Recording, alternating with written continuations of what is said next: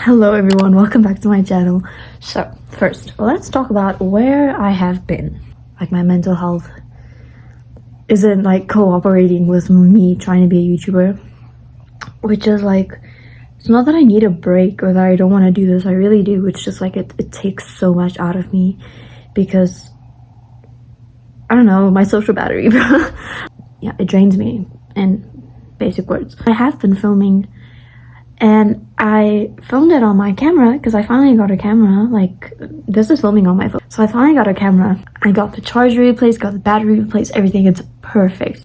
So I put the memory stick on my laptop, and I took the videos and placed them on my laptop so I can edit it. What happens the next day? My laptop stops working. I literally switched it on and off. I took the battery out, everything. It's like gone. And we went to a shop and they were like, no, your battery is like 7 years old. And I'm like, oh, yeah, well, the laptops are expensive. Okay, bro, if it works, it works. And they're like, no, it's gonna be like 1,000 rand to replace it. And like, that's a lot of money. Like, I don't just have 1,000 rand laying around. I have 3 vlogs on my laptop that's not on my camera. That was filmed on my camera, but it's not on my camera anymore. And I can't edit on my PC because it doesn't want to take the memory card, because my PC is also like 7,000 years old. So we've resorted back to the iPhone 12, CapCut editing, and I promise I'm going to be back. I am making more videos. I'm getting back into a good mental state, so I'll be right here and to help you guys and to take some recommendations as well. Like, tell me in the comments, what vlog day do you want? You want a mall vlog day, a dance vlog day, what type of, like, any videos that you want. I'll look at them and I'll do some new videos, because why not? Obviously, it's just about what you want to watch, so I'll take that into consideration. Anyways, after this long ass intro, let's get into why I am making this specific video. In 2021, in October, my mental health was declining. Like, it was so bad. Like, it was awful. I was sitting alone in the bathrooms at school. I didn't have like much friends because everyone told me I was being too much. I had too many issues. I was too sensitive. So I was like, okay, that's fine. So I just stuck to myself. If you have depression, you would understand me when I say we push people away when we get like overwhelmed, which is really bad. Like, we shouldn't do it, because people actually care and they're just trying to help us, but we just push them away. Yo, this light is really hot. I'm wearing like a bright pink shirt underneath here. I'm just quickly gonna backtrack before we continue this video. Have you noticed how I've changed? Like, first of all, look at the background. Okay, it's little aura colors, there's vines, it's K-pop posters. Like, my first video, the background was anime, and I still watch anime, like I still like it, but I'm not emo anymore, and that's scary. Like, I'm wearing green, and underneath I'm wearing pink, and I have pink nails. But anyways, that is besides the point. That is on character development, but we'll get to how I got there right now. So,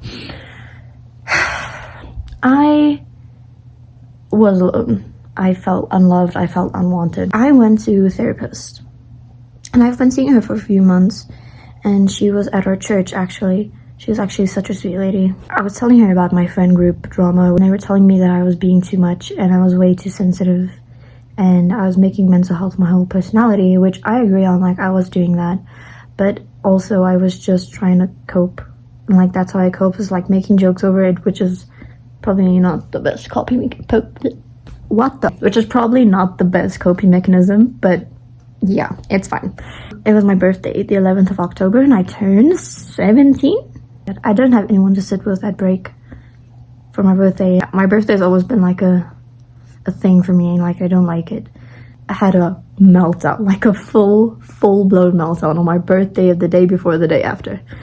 Went to my therapist, and she's like, you're not doing good. Let me send you somewhere. And I'm like, okay, let's go. Fun. I told my mom personally, like, I want to go to a psych ward. I want to go get help. I want to be better, because I don't want to feel like this my entire life. And if that means being on medication or doing some stupid exercises, like, that's fine. I just want to be better, because like, no one wants to feel like this. Like, I felt back then, no one wants to feel that emptiness and that loneliness and feeling that you're not good enough for anyone. Like, no one deserves to feel that and wants to feel that. But then my therapist sent me to a psych ward to Denmark. I'm like, just gonna put the name on because I'm pronouncing it in English with an Afrikaans accent and it's not working. Like, I was excited, but I was scared because, like, it's the unknown. You don't know. And that brings me to my first point. How do you cope with getting better? That sounds so stupid. And what I'm gonna say now is gonna sound so stupid to people who, like, don't have depression and all that. But it's scary. You've been feeling sad and numb your entire life, and that's suddenly going away. It's like you found comfort in that feeling, which is really weird to say because it's like not a comforting feeling at all, but it's all that you had, you know? When everyone else left you, you had your mental illness. I mean, that's how I see it. And I've spoke to a lot of my friends who's also, like, not doing well, and they're also like I'm scared to get better because I don't know what to expect. I don't know how it's gonna feel, how I'm gonna cope, who I'm gonna be. And I, like, totally get that. I was terrified because up until then it was normal for me to have a panic attack like twice a day, and now that's gonna be taken away. So what do I do with myself, you know? So I went on the 13th of October and they checked me in and we had to fill in this, like, whole book of everything about me. They took me, they're like, okay, your mom can't come with, because this is like in the peak of COVID, so I was completely alone. My mom wasn't with me or anything. Like, I followed the nurse, she was really nice, and she took my bag for me and she took me to my room. Just a full disclaimer, I'm not saying every mental health hospital is like this, mine was like this, but it's just like giving you a little description and giving you a walkthrough of my feelings. It's just basically to get to know you and, like, your mental state and everything. Then I finished there, and we all know the story. If you want to know, like, the whole story of the mental hospital, I'll link it up here. Being in Denmark was scary. So I went to see my psychiatrist for the first time. I absolutely love that woman. She became like a mom to me while I was there for 3 weeks.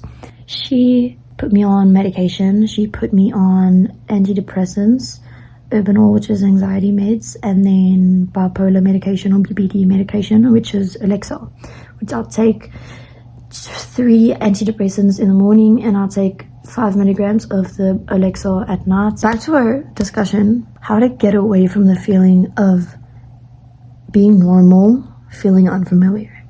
While I was in there, everyone had problems, every single person, like, obviously, but everyone understood each other, and we were all like, yeah, I'm scared to get better. And the only thing that helped me was, like, what's the worst that can happen in this situation? You become happy. You change your personality a bit because it's your actual personality comes through. You lose a few friends, you make new ones, you're fine. So that's, like, the biggest thing I told myself is, like, it's change for the better. And I also remember, now I'm saying change, I did a facing change class. It was like a week long. We had like an hour session every day.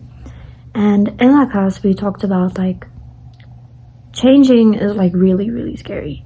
And you're always afraid of the unknown and what it's holding for you and how it's, like, gonna affect you or your life. But sometimes change is for the better. This is 2 years ago, but I'm trying to remember what they told me. Let me try to explain this in an example. I was, like, goth. Like, it was bad. It was quite scary. And going into Denmark, I was like, no, guys, I'm still alternative. I'm never gonna change. And a few months after that, I was still very, like, emo and everything and black and hate colors and people and everything. But I met such amazing people because I wanted to change. Because I decided I'm going to be more social, I'm going to be more out there and be my own personality instead of the one that I put up to, like, chase people away or to, I don't know, make the wrong kind of friends. And when I did that, I met my best friend Casey, for example. She's been dancing with me for a really long time, but we never connected because I was so closed off. And the moment you open yourself up, it's like it's letting in that uncertainty, but you're also letting in positive things that's maybe going to change your life for the better. And I got not saying that my old friends were not good, but they weren't good for my mental health at the time. I got friends that complimented me, like not just literally complimenting me, but like they made my life brighter and better and more positive, and that's what you need. Like, I started going out, I started going to parties, started getting invited to parties, to sleepovers, everything changed for the better when I decided I want to get better. And I feel like that's such a big click to make in your brain, is that once you decide I want to get better, it's gonna get better, otherwise it won't. You don't need to get better for anyone else. If you want to do it for yourself. Because at the end of the day, that's the only person that's supposed to matter in your life. You have friends and family, everything's important, but you're number one. You have to focus on yourself.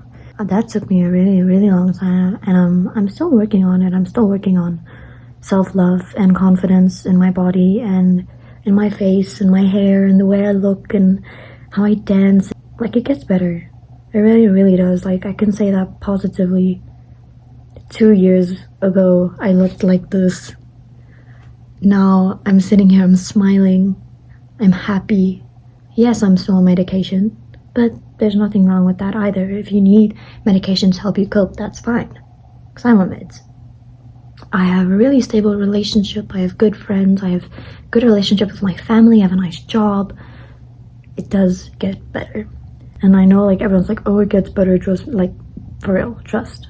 It took me 2 years, and I'm still not fully there, but I'm glad I'm still here. If you want to DM me, my Instagram is linked down below. If you need to talk to anyone, if you can, like, get professional help or anything, just, like, obviously remember I'm not a professional. I just have experiences, so if you want to talk to anyone, I'm here to talk to. So I really hope this video helped you guys and cleared up a few things about a psych ward. It's for people who want to get better and who want to get help. And even if you're getting sent there against your will, like your parents want you to go but you don't want to, just give it a shot. And don't go in closed-minded, go in open-minded, because like I said earlier, like 5 times in this video, you're not going to get better if you don't want to get better.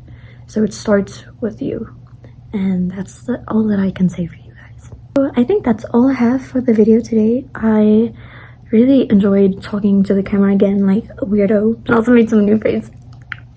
I'll give like a little update on my, maybe I should do that next. Okay, so next video I'm gonna do like a little update on my life that absolutely no one asked for, but yeah, you're like watching my video, so you obviously want to know. So I'm joking, please, I'm not narcissistic. Unlike my, I really hope you enjoyed watching, and I'm sorry I was gone for so long, but I'm here to stay. And I think I have commitment issues with my YouTube channel, but that's a different story. But yeah, please comment down below what type of videos you guys want. Any questions about mental health, any answers, anything that I missed that you want me to like respond on and to cover, anything. I love you guys so much. Thank you so much for all the support. We had 150 subscribers, which sounds like nothing. I mean, look at Sam and Colby, and like they're like 10 million. But like I have 150 people supporting me and like watching me talk about absolute nonsense, and I love that. So I love you guys so much, and thank you for all the support. Thank you for always being there for me, being patient, and I will see you guys in the next one. Bye.